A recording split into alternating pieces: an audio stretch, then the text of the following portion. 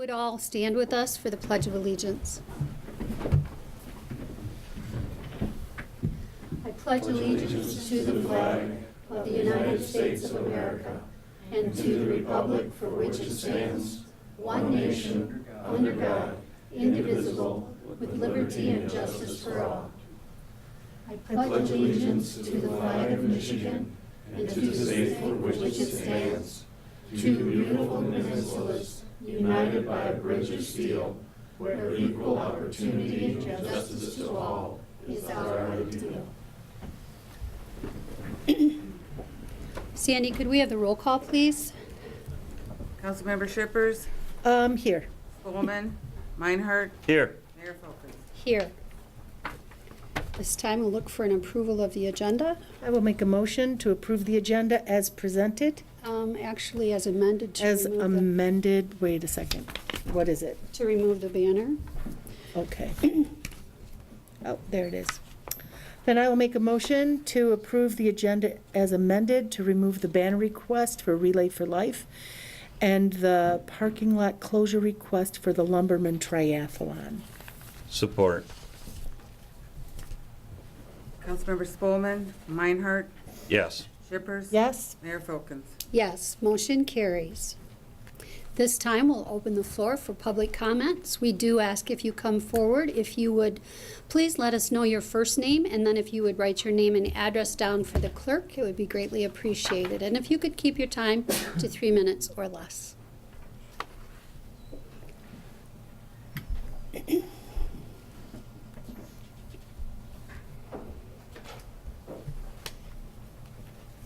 Good evening, Mayor and council members.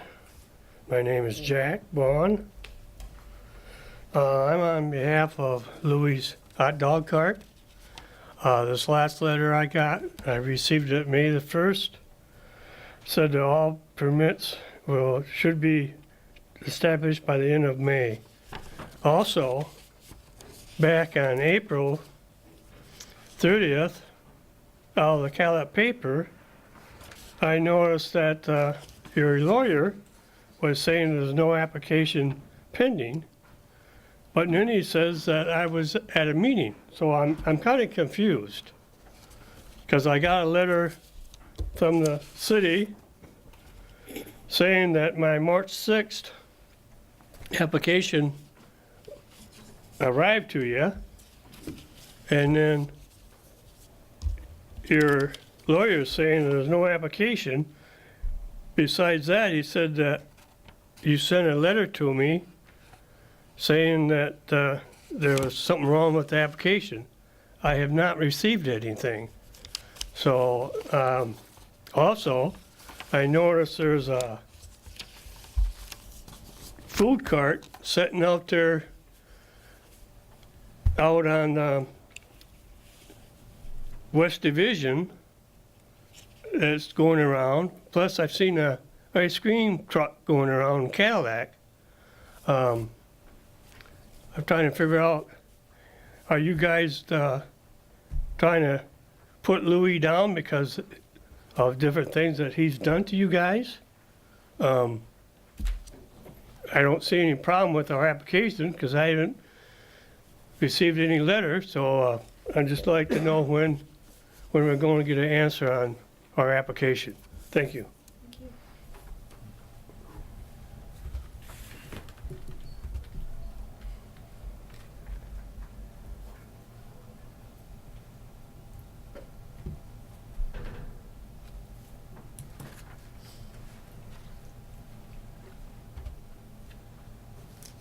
Seeing no one else, we'll close the first public comment and move on to the approval of the consent agenda. I'll make a motion to approve the consent agenda as presented. And the consent agenda this evening includes the minutes from the regular meeting along with the minutes from the closed session, so. All right, want to do it again? No, that's okay. No, it's okay, we just need to review the minutes, yeah.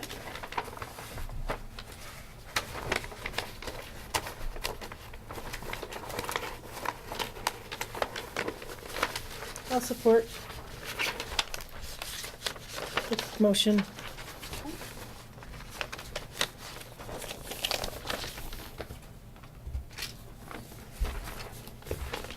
Councilmember Meinhardt? Yes. Shippers? Yes. Spelman? Mayor Folkins? Yes, motion carries. So this evening, we have a community spotlight. Would Yes, you like to introduce? Thank you, Mayor and members of the City Council. This evening, we do have a community spotlight.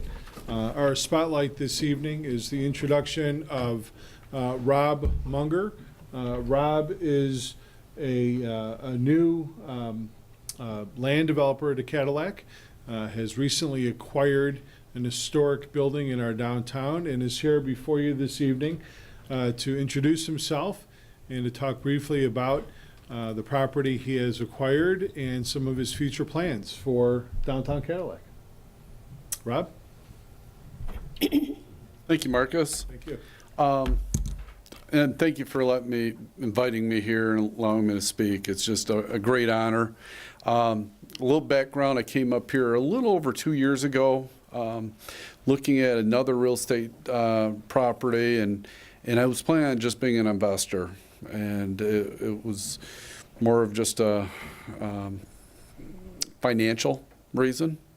And then I ended up getting introduced to Marcus, Mike Coy, and John Wallace. And John and I go back 20 years. He was the first planner I worked with when I did my first development. So I got a little connection there.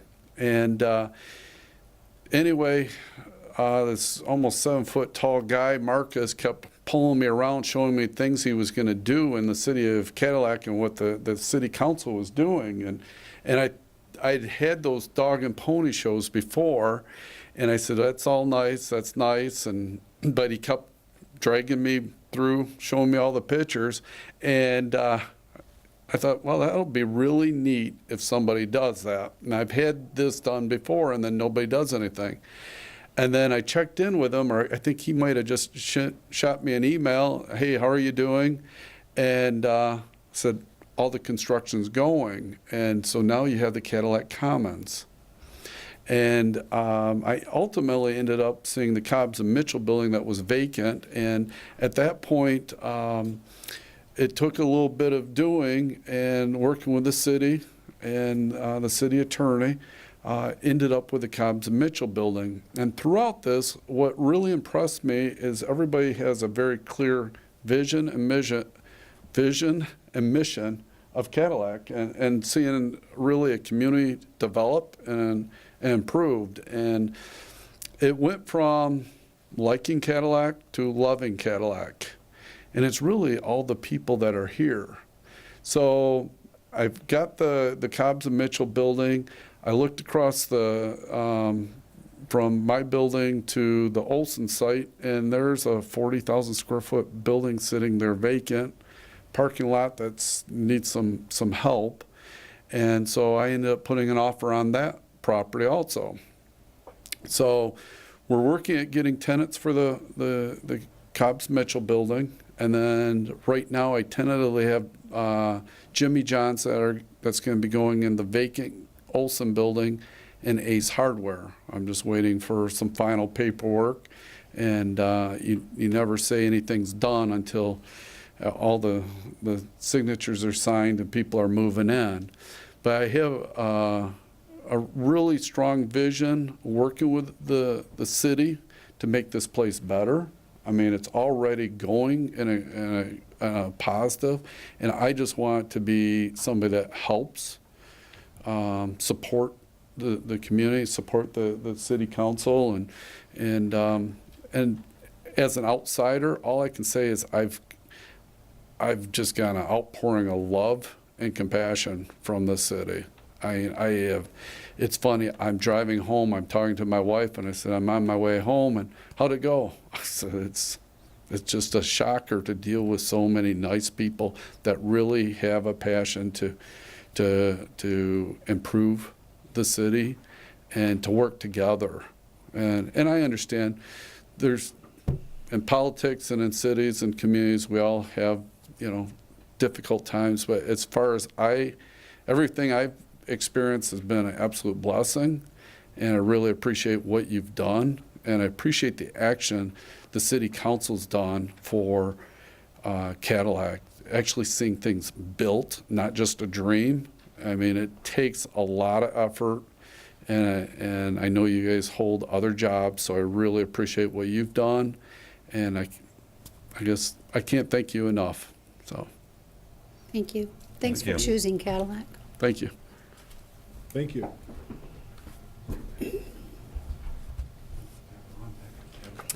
Okay, takes us to public hearing. Yes, thank you, Mayor and members of the City Council. Our public hearing tonight is with respect to the 2017 Business Improvement District Parking Lot Special Assessment, and this is resolution number 4. We have John Wallace here this evening that can walk you through the information that's in your packet. But just as a quick introduction, this is, I think, the third time as a part of a public council meeting that we're talking about this item. We did send, as required by law, correspondence to all of the properties that are a part of the special assessment area, informing them of this evening's public hearing. Additionally, this public hearing for this special assessment role is for a role that the city has had for quite some time.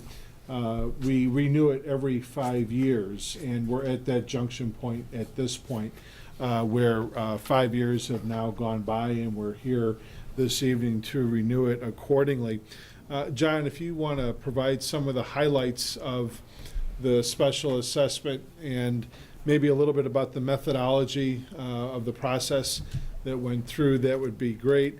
I also want to mention publicly that we do have the chair of our DDA here in the audience this evening, along with another one of our DDA members as well, both of whom were incredibly supportive as a part of it. I believe another member? Maybe not. So, go ahead. Thank you, Marcus.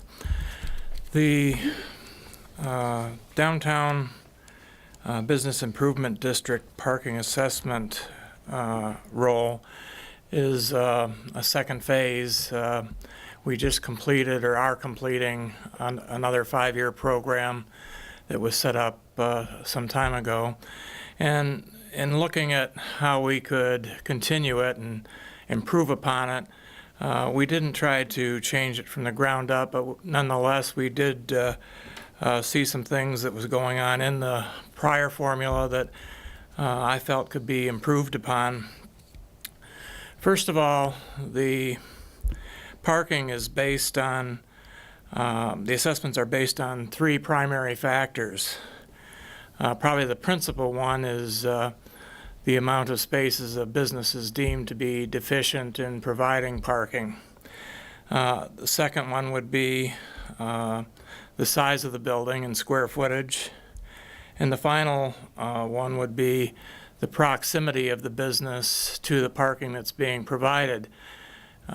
So what happens is we felt that the parking deficiency, which is really what creates the need for parking in general, should be the highest. And so it represents 50% of the money that's needed to cover the annual payment that's needed to meet that cost of providing the public parking. The size of the business was also kind of critical, but it was factored in at 30% and the proximity at 20%. That's very close to what the original percentages were. I think 2 of them may have changed by 5%, but it's relatively minor change there. So what did happen to change the assessments? I guess the number one thing was that the prior assessments were based on the parking requirements, the minimum parking requirements of our zoning ordinance. And our zoning ordinance is considerably outdated. It probably goes back 10 or 20 years, and there's been so many changes in determining what current parking need is by business that really using those old standards were no longer applicable. So what I did was I consulted the Institute of Traffic Engineering Parking Generation Manual, the 4th edition. It's the most current edition. It's a book that is largely used as a basis for setting modern zoning ordinance parking minimums, and it will become the document that we use for setting the new parking standards for our upcoming rewritten zoning code for the city. And so that's probably the primary change. The other change was in terms of the business size. I don't know how the original computations were done, but I took it upon myself to get from the county the actual assessment records and looked at all the property assessment cards for every business.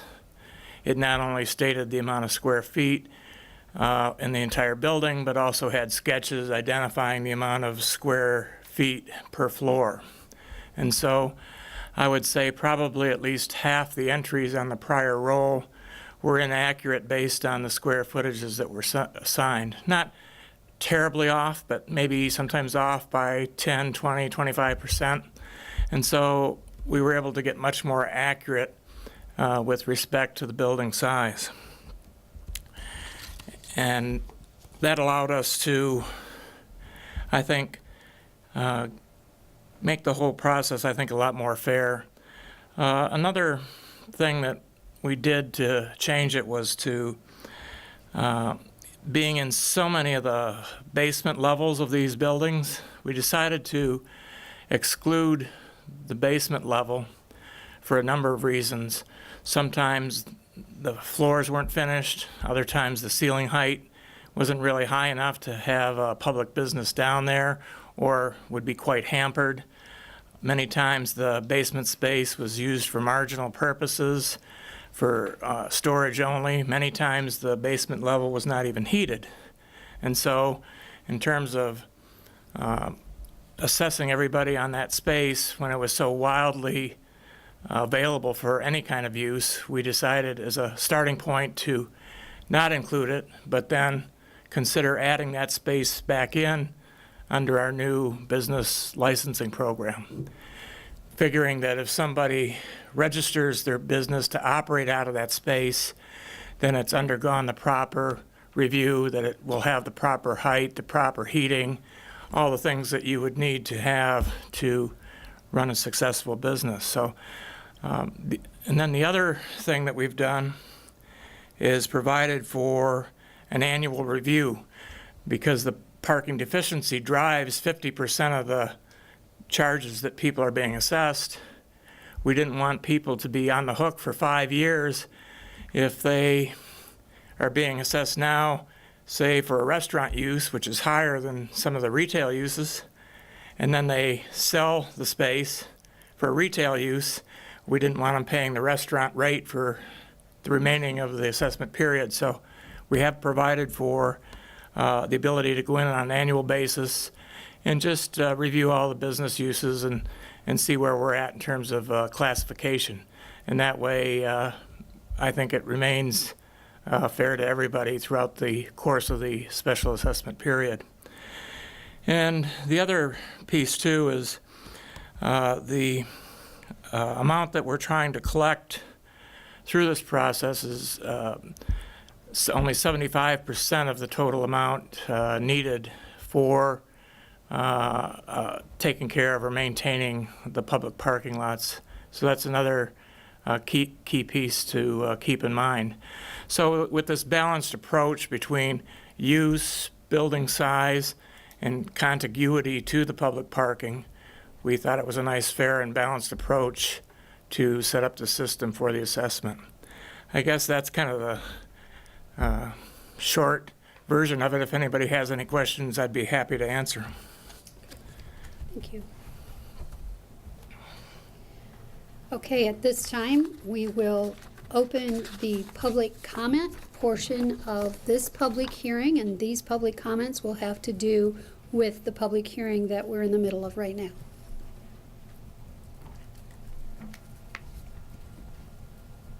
Seeing no one, we'll go ahead and close public comment as it relates to the hearing. and we'll open it for council discussion. John, I did have a couple questions.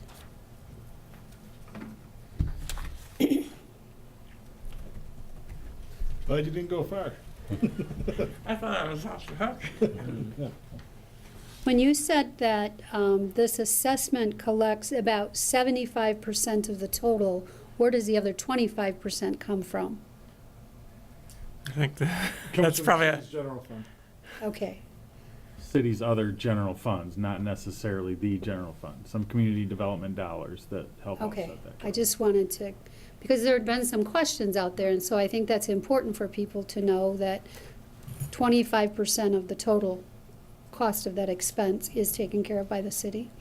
Okay, and then the other question that I had, just based on what you just shared with us, if somebody has a restaurant business and they close it down and they open it up as retail, then you reassess after the first year, then who pays the difference for the remainder of that 5 years? the adjustment just adjusts the entire roll. So The it- same amount keeps getting collected. If somebody's goes down, the others are collectively have to rise up to meet that difference. Okay, and so the people that are being assessed, the businesses that are being assessed are aware of that it could change over that 5 years? Well, included in the notice was the fact that we were going to undertake a annual review of those amounts. So to that degree, they were made aware of that fact. I hope you And- don't mind me asking the questions, but this is And the nobody- first time I've done this, so. And if somebody, nobody avoids the fees in general, even the vacant space, we're charging the same assessment as the most common factor, which is based on a 3 space per 1,000 square foot formula. So whether you're vacant, retail, or office, you're paying that same amount. So somebody can't escape the charges by purposely not leasing their building or something of that nature. Okay. All right. I just wanted to add, and I know John talked about it, but I wanted to add that the DDA and / BID, Business Improvement District boards, and the Downtown Development Authority boards spent quite a lot of time over the last few months in talking about creating this annual review mechanism. That is something new. That's something that was not a part of previous roles. And I think a lot of the logic and rationale for wanting to have that in there was so that somebody doesn't just get locked in, especially should that use change, whether that means that things go up or things go down. At least it provides that opportunity for there to be some equitability, I think is the word I'm looking for, in the program. There are some stats that I have here, and I'm trying to load them up a little bit, just so that I can mention to them. So there's 87 total parcels that are a part of the assessment. The average annual assessment is $630.96. There are 34 parcels above that average and 53 below that average. There are 30 parcels that are assessed up to $200 a year. There are 12 that are assessed or that are going to see an increase between $200 and $400 a year, and then there are 10 with an increase greater of $400 a year. Owen, does that sound right to you the way I read those off? Yep. Okay, thank you. Just want to make sure I'm reading it right. And so just to help create some framework around the assessment itself and the order of magnitude that we're talking about. So I understand why you did the adjustment to if somebody changes the use of their business, then it reassesses everyone. So was that communicated to all of the business owners that that's something new in the parking assessment this year? Only as far as how the letter stipulated that there's going to be an annual review and that adjustments can be made. Okay. So, all but right, it was, thank you. I mean, it's, I can't sit here tonight and tell you that everybody certainly understands that. That is definitely a change from how it's been done in the past. Okay. In the past, you had your number and it was static for 5 years, no matter what happened, whether your business use went up, went down, or out. It was the, Right, it and was on just the same. and on the flip side of that, if somebody took a retail business and turned it into a restaurant, then it would lower everyone Right. else's assessments. So, Right. Okay. All right. Yeah, I would venture to say that most of the changes you would see would cause very marginal changes in the rates, especially if it's, only 1,000 or a 2,000 square foot retail shop. The difference you might see wouldn't be that great over the course of the remaining businesses if it changed into something that was a little bit higher in parking demand or. All right. Thank you. Does anybody else have any questions? Good. Okay. All right. Thank you, John. Thank you. Okay. I will make a motion to adopt the public parking lot special assessment, resolution number 4. Support. Councilmember Meinhardt? Yes. Shippers? Yes. Spelman? Mayor Folkins? Yes, motion carries. Which will move us on to the communications for this evening.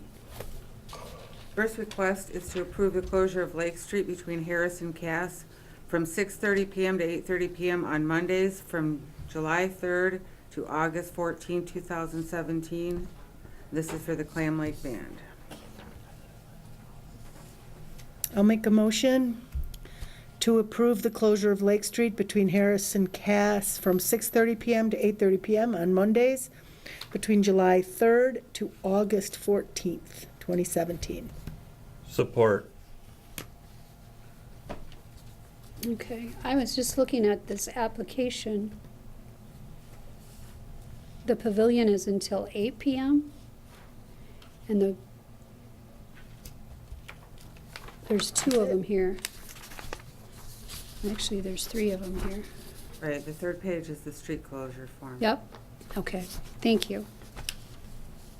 Do we do the others separately, or, I don't see You that don't we, need to approve. okay. we don't, okay, all right, thank you.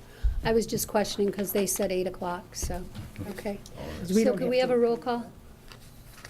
Sure. Councilmember Shippers? Yes? Spelman? Meinhardt? Yes. Mayor Folkins? Yes, motion carries.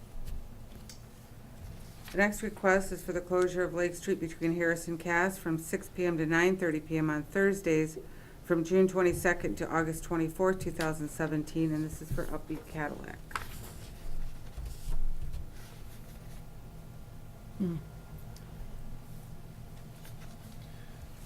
Wait a sec. Same thing again. Okay. I would like to make a motion to approve the closure of Lake Street between Harris and Cass from 6 PM to 9:30 PM on Thursdays from June 22nd to August 24th for Upbeat Cadillac. Support. I'm glad they're coming back. Yeah. Could we have a roll call, please? Councilmember Spelman? Meinhardt? Yes. Shippers? Yes. Mayor Folkins? Yes, motion carries. Being requested to approve the as-needed closure of Chestnut Street between the junior high and Linden Street between Chestnut and Division from 5 AM to 8 PM on June 18th for the Lumberman Triathlon. Are we, That was amended, so. It's just the street closure, they don't. I see, okay. I'll make a motion to approve the as-needed closure of Chestnut Street between the junior high and Linden Street between Chestnut and Division from 5 a.m. to 8 p.m. on June 18th for the Lumberman Triathlon. Support. Councilmember Meinhardt? Yes. Shippers? Yes. Spelman. Mayor Folkins? Yes, motion carries. Riding lawnmower. Okay, city manager's Yep. report. Thank you, Mayor and members of the City Council. The city issued a request for bids for a new riding lawnmower. One bid was received. That is from Woodland Commercial Equipment out of Grand Rapids, Michigan, in the amount of $8,844. Funds are available in our Parks Department, in our general fund, for the acquisition accordingly. Okay, I'll make a motion to award the purchase of one riding lawnmower to Woodland Commercial Equipment in the amount of $8,844. Support. Are there just not that many people out there that sell these things, or what?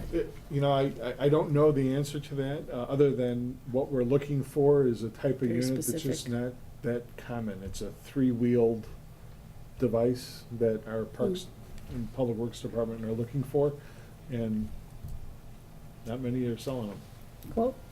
All right, Sandy. Councilmember Meinhardt? Yes. Shippers? Yes. Spelman. Mayor Folkins? Yes, motion carries. I'm going to stumble through perhaps a little bit of the introduction here for the Roland Street Lift Station equipment, but our Utilities Director is here this evening to help fill in any of the blanks. As your memories may recall, or perhaps not, quite a while ago, the City Council authorized the entering of a district compliance agreement with the Michigan Department of Environment and Quality with respect to their requirement for the city to upgrade its Roland Street lift station. This is the lift station that serves the east side of Cadillac, also serves the new annexed area off of 131 and M55. In accordance with the compliance agreement, we need to have the new infrastructure in place, I want to say by the end of July, Jeff? Yeah. Is that so? Right. Okay, thank you. The request for the infrastructure is to use the specific pumps that are currently in there right now. It's the same type of design. If we look at trying to retrofit it with something different, other than using the same pumps that are in there now, we would have to essentially re-engineer the entire lift station, which is why we are asking the City Council to waive bidding and work with the one and only distributor for the specific pumps that we need to fit the lift station to upsize it. Is that fair Fair. enough? Okay. I can explain it more. Yeah, why don't you get up to the podium, because I feel like I'm leaving something out. But there's basically a couple of things that I was trying to get across. One is there is a Michigan-based distributor that has the rights to sell the equipment, which is why it's sole source. There is no one else that we can legally obtain the specific pump for. When looking at what our options are, if we wanted to change and go with something different, that would require a complete redesign and a re-engineering of the pump, of the pump station or of the lifting station, which would be more expensive overall, which is why our recommendation this evening is that we waive bidding and we go with the company that sells the product that will basically be plug and play. So Jeff, if you want to add anything Yeah. sharper to that. As Marcus said, this lift station, the MDQ, wants us to upgrade. Mathematically, eventually, we'll need to upgrade it. And, well, there's a long history. We didn't think we had to now, but the DCA says that we will upgrade the station. The station was made in such a way that it was upgradable when we first designed it. And it was upgradable by the simple fact of pulling the pumps and putting a new pump down. There's a rail system that the pump goes on. There's a at the bottom where the pumps latches on, it's the same hookup system and everything, so it's a really easy change out to go from a smaller pump, which is 1,000 gallons a minute, to an 1,800 gallon a minute. So, I mean, these are big pumps. They cost a lot of money, but really you just go there, you hook onto the chain, you haul the pump up, you get the new pump, you lower it down in the hole, and then you connect up the electrical connections, and you're ready to go. So, as Marcus said, we could go out there, we could buy a new pump system, we could put new pipes in, new rail system, all that stuff, and it would cost a lot of money. With right now, all we're asking is to be able to waive competitive bidding and to go out there and just buy the same kind of pump, which the station was designed to take, and install those pumps. And as Marcus also said, in Michigan, there's one industry, Kennedy Industry, that is the sole source of these pumps in Lower Michigan. If we're up in the UP, it'd be a different person, but I think there's like 50 of these distributors in the United States. Every state or every territory, so many territories has one. And if we went out to any general engineer or general contractor, they'd have to contract with Kennedy Industry to get the pump, and then they'd put their markup on it. So we're just going directly to them and getting it for that same price because it's an easy installation. Now with with all of the work that's going to be done out there, the purchase of this pump prepares us for all of that work that's going to be done out there? Actually, this is the last part of that work. Yes. All the other work has been done. All the pipe has been upgraded to the size that the DEQ want it. Everything that's under the road that would have maybe delayed the jail project, that's all been done. So all of the improvements that the DEQ identified in their review has been replaced. The only thing left is the pumps themselves. And I actually had a lengthy debate with going up the chain of command at MDEQ to try to have them delay this, and they stood firm that we signed the DCA and we need to have it done by this time. So, All right. Good. Okay, thanks, Okay. Jeff. So there's two motions. that are- Yes. John, you want to do the first one? Okay. I'll make a motion to waive competitive bidding for the Roland lift station pump replacement project. Support. Councilmember Shippers, Yes. Spelman, Meinhardt, Yes. Mayor Folkins. Yes, motion carries. And then I'll make the motion to award the Roland Lift Station Pump Replacement Project to Kennedy Industries in the amount of $134,560 for 2 pumps. Support. Councilmember Spelman, Meinhardt, Yes. Shippers, Yes. Mayor Folkins. Yes, motion carries. Thank you. The next item on the manager's report is the request to schedule a special meeting for a public hearing regarding a lease agreement. This is the appropriate location within our agenda if we're going to do it in this manner to set a special meeting. Otherwise, the charter does allow for the mayor to simply call for a special meeting. Later on in your agenda, under the adoption of resolutions, we're going to be requesting the setting of a public hearing for consideration of a lease. Based upon the holiday meeting schedule, coupled with the location of the property, this is the community center property off of Lake Cadillac, it requires an extra week of time for the setting of the public hearing. And because of that, there isn't going to be another regularly scheduled city council meeting until essentially the 3rd week of July.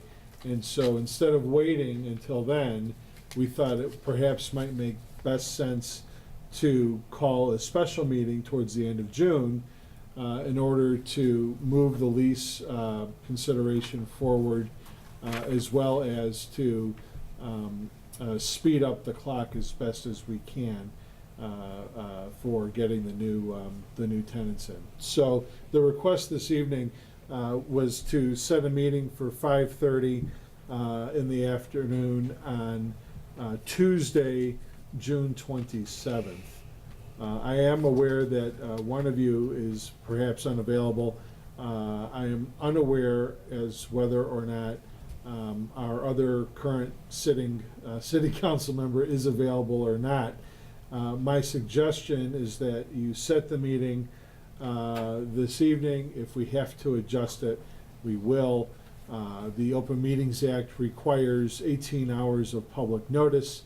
We certainly don't need to notice it yet, even though we've already gotten the paperwork out noticing the public hearing to meet that deadline. We can always reboot it if we had to. Okay, So okay.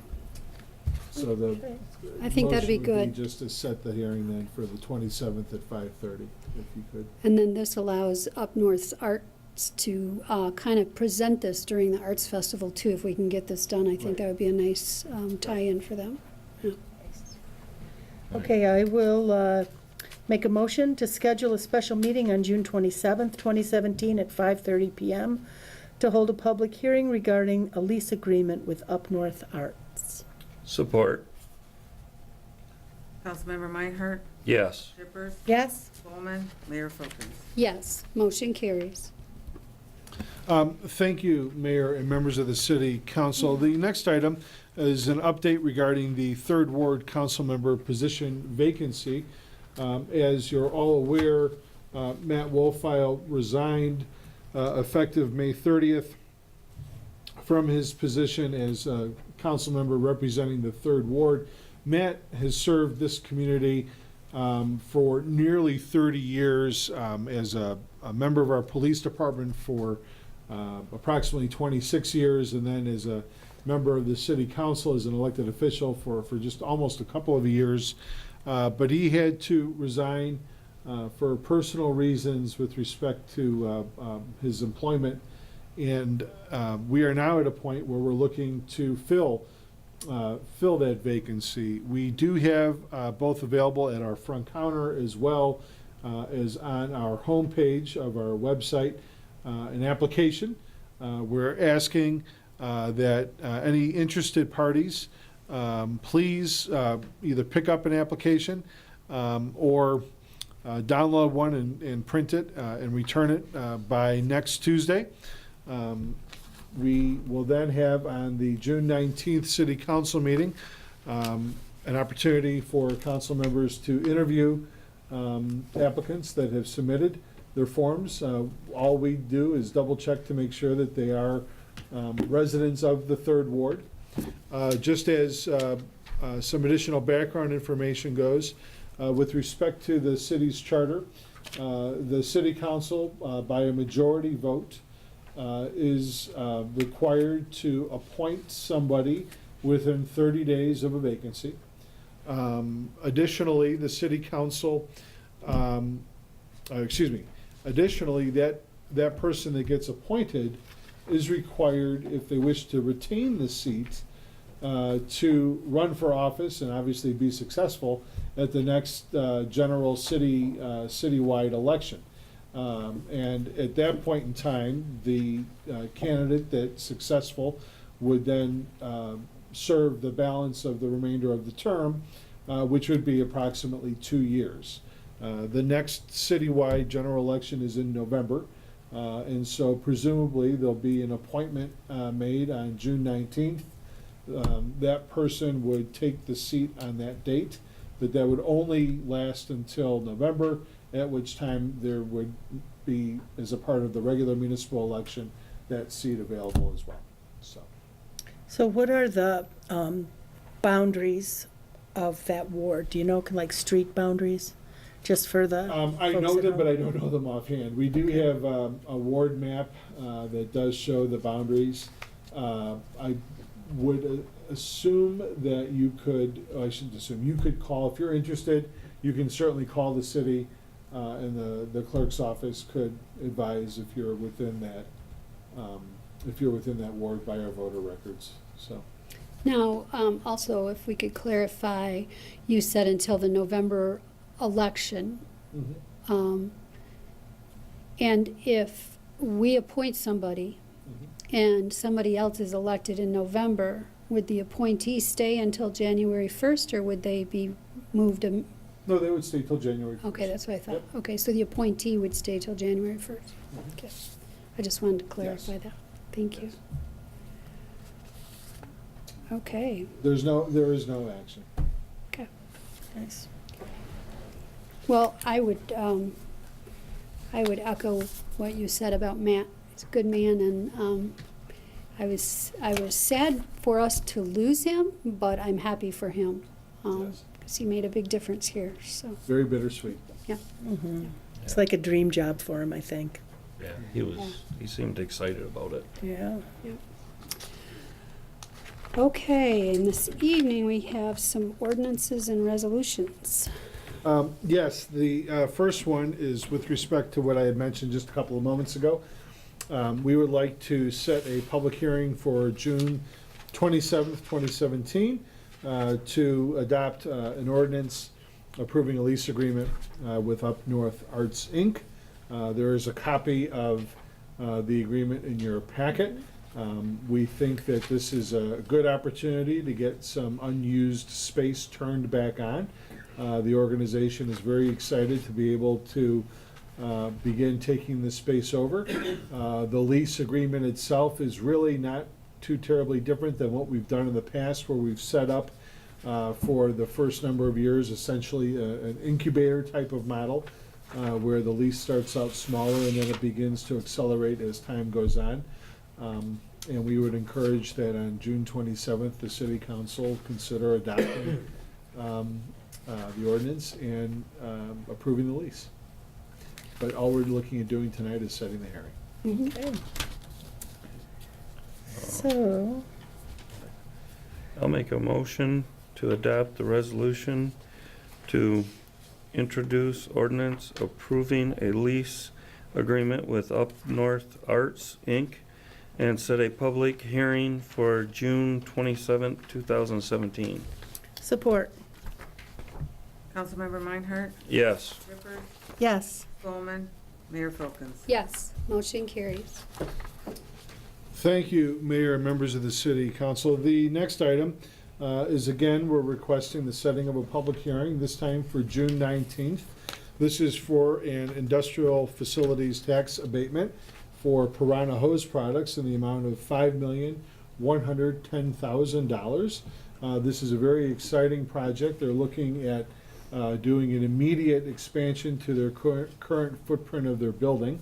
This project will help them retain 110 positions, but will also, even more importantly, lead to the creation of 20 new positions, which is very nice for a community our size, and a great project. Just as sort of a further, FYI, the Industrial Facilities Tax Abatement Program, in part, has been removed because the state legislature eliminated the personal property tax component of the Right. program. However, incentives are still available for real property, which is what this is about. They're going to be expanding the footprint of their building, which is a very good thing for Cadillac to support. Right. Okay. Let's see. I would like to make a motion to adopt a resolution and set a public hearing for June 19th, 2017, to consider a request from Piranha Hose Products, Inc. for an industrial facilities tax exemption certificate in the amount of $5,110,000. Support. Councilmember Shippers? Yes? Bowman? Meinhardt? Yes. Mayor Folkins? Yes, motion carries. Thank you, Mayor and members of the City Council. This next item is a request regarding the alley special assessment role that we had talked about previously. If you recall, we needed the City Council to authorize via resolution the city manager moving forward with a report. Our city engineer has very graciously put together on behalf of the city manager, which is in your packet. There are two resolutions this evening for your consideration. The first resolution is a resolution regarding the determination to proceed with the improvements. The second resolution then essentially sets the public hearing. The setting of the public hearing would be for June 19th 2017. Again, important to note that once we get over this hump, and the residents that have requested that we move forward with this process are then formally advised of the public hearing date, and then, of course, formally advised of where the estimate has come in. It's certainly possible that the city may receive feedback from that group suggesting that they're no longer interested. And if that's the case, we would certainly advise the city council as such and recommend that the city council do not establish the special assessment role. But at this point within the process, it's recommended that we move forward adopting the two resolutions that are before you this evening. The first one, again, which is the determination to proceed with the improvements. The second one being the establishment of the public hearing for June 19th. Okay. Any questions? No. Sure. All right, I'll make a motion to adopt resolutions number 1 and 2 regarding special assessments for alley paving and a set public hearing for June 19th, 2017. Support. Councilmember Spelman, Meinhardt, Yes. Shippers, Yes. Mayor Folkins. Yes, motion carries. Okay. Thank you very much, Mayor and members of the City Council. The next item is a resolution with respect to amending our fee schedule under business licensing. There are 4 adjustments that were made subsequent to approving the original resolution just a month or so ago. The council communication bullets what those adjustments are. The first 2 adjustments essentially establish a fee of $0, and the fee of $0 would be for those that already have a business in our town that wish to either by mobile cart or by vehicle sell food products. And so someone that already has a business in the community, that already has a license for that business, is already paying property taxes for that business, we are recommending a fee of $0 for allowing them to establish the right to sell on their own private property elsewhere in the community.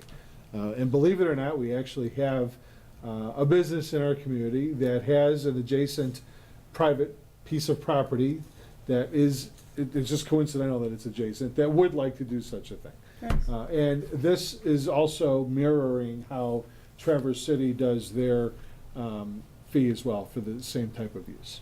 The third adjustment is with respect to vending prepackaged or prepared food items such as ice cream, with the establishment of a $50 fee, with then the last item being clarification with respect to peddlers, essentially the door-to-door type peddlers, establishing that fee of $35, which was the previous business licensing fee that we had.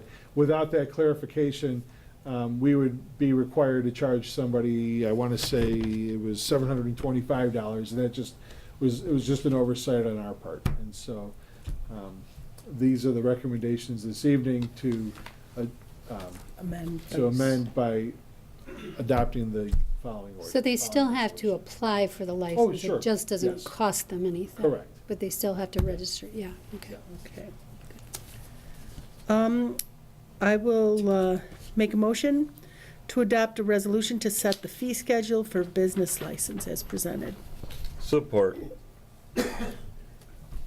Councilmember Meinhardt, Yes. Shippers. Yes? Spelman, Mayor Folkins. Yes, motion carries.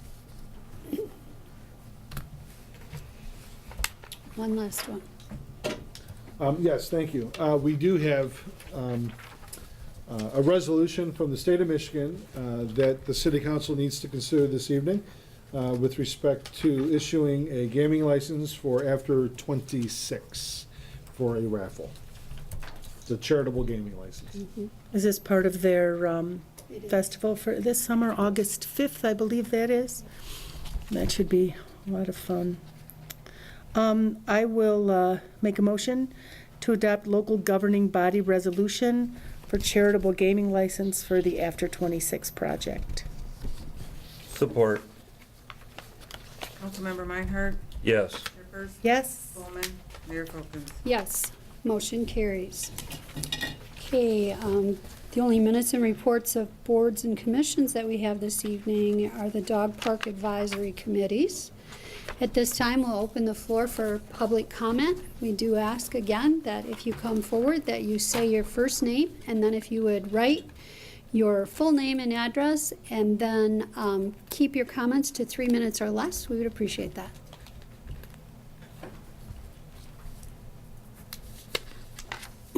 Thank you, Madam Mayor, Council. My name is Ray Franz. I'm from Onekama, Michigan, and I'm here to give you a little background on myself. I have filed for the 35th Senate seat, and I'm sure your clerk is well aware the primary is only 14 months away, and it's a very big district, so that's why I'm out making the rounds and introducing myself. A little background about myself. After returning from Vietnam and being discharged from the Army, I moved my family to Onekama and bought a grocery store there. I am a journeyman meat cutter by trade and operated the grocery store in Onekama for 30 plus years. And of course, some of you, I'm sure, are aware, if you're in local business, you're also in local government. And I was appointed to the village council in Onekama, where I served almost 30 years. While serving there, I was the street administrator for many years. I also operated the sewer system. I'm a Class A lagoon operator. Thank you for your work. And I also have spent time as the deputy township supervisor and on the board of review for many years, chairing that for 6. I'm a firefighter for Onekama Township, have been for over 30 years, and a charter member of the Medical First Responder Unit for Onekama, along with the surrounding areas where we had mutual aid. The last 6 years I have spent in the legislature. I represented the 101st District, which is Leelanau, Benzie, Manistee, and Mason counties. And during that time, sat on several committees, obviously, insurance, agriculture, education, local government. I chaired military and veterans affairs. I also chaired regulatory reform, and the last 2 years I was Associate Speaker Pro Temp of the House. So that's a little background about myself. I thank you for the opportunity to address council, and I appreciate the time. Thank you for your service to your community. Yeah.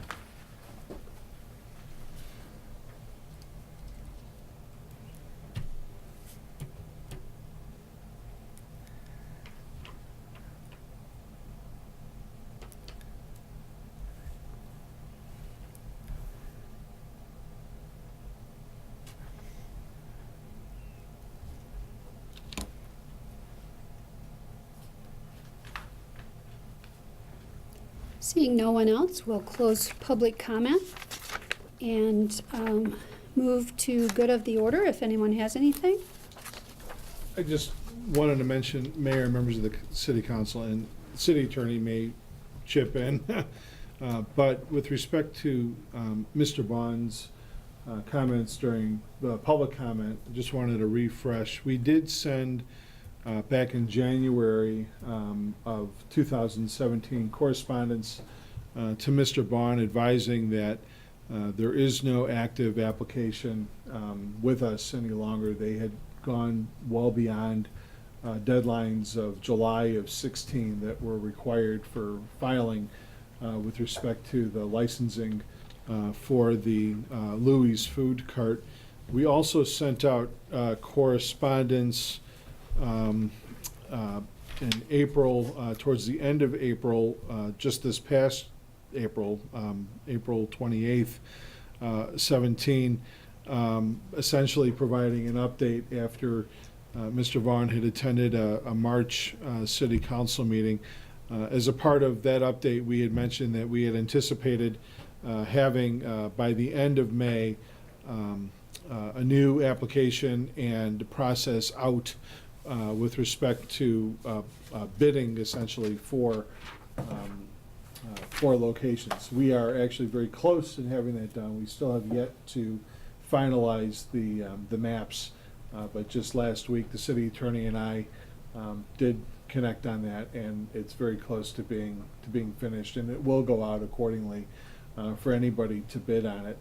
I'm unaware of any cart or food operator off of Division, as it was mentioned this afternoon, but certainly with representative from our police department here as well, if we see someone that's out there operating, we'll make sure that we tell them that they're going to need to get a form to fill in. If someone's operating on private property, that is a different situation altogether versus somebody operating just a food truck off of the public street. So I don't have any comments regarding that. I did want to mention publicly on a separate topic altogether, unless Mike, did you have anything to add? No, the only thing that I would add is Mr. Bond indicated he did not get a letter, but those letters were sent to both him and to Mr. Rubio at the addresses that they supplied to the city. So I can't speak to whether he actually received it or not, but they were sent to both of them because they filed as joint applicants at the time. I did want to mention that Back to the Bricks Cadillac is this weekend.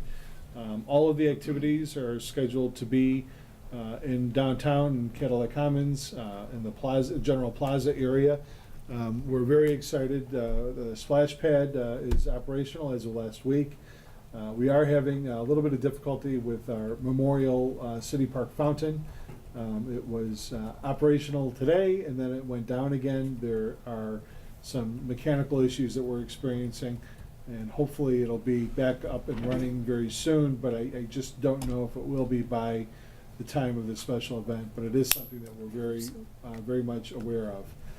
Also, we will be working on adjusting the timer for both the splash pad and the fireplace, so that the splash pad remains operational later and takes advantage of longer daylight hours. Currently, it seems to turn off a little bit earlier, and then it goes on a pre-programmed night show, but it's still daylight. But we're gonna do what we can to adjust that in time for the weekend activities as well. Well, it was hopping down there yesterday. Yeah. Yeah, all weekend. Yeah. Wonderful to see. I would like to mention that 2 of the Cadillac Mayor's Youth Council members graduated from Cadillac High School yesterday, Maren McMillan and Ginny Donnelly, and to congratulate them for their successful high school career. And we're proud of them. That's all I've got. Okay. All the graduates, of course, we're proud of. But I'll just say our parks are looking good. And I was down at Soundgarden. It's the first time I've ever been there. And my grandkids enjoyed that. And it was a nice parade last week. Yes, yeah. There was something right there. Oh, we had talked about, as a council and youth council, sponsoring and taking care of one of the gardens in the new city park. So I would like to reach out to probably Al and identify the garden that will be ours, and then we'll start taking care of that. Super. There are several new landscaped areas that have come as a part of the plaza. Good. And definitely an opportunity. Yeah. That'll be we're great. excited. We're talking about doing a fairy garden. Yeah. Yep. So. Okay, great. Well, I think that's all I have this evening as well, so we're going to go ahead and adjourn the meeting. Thank you.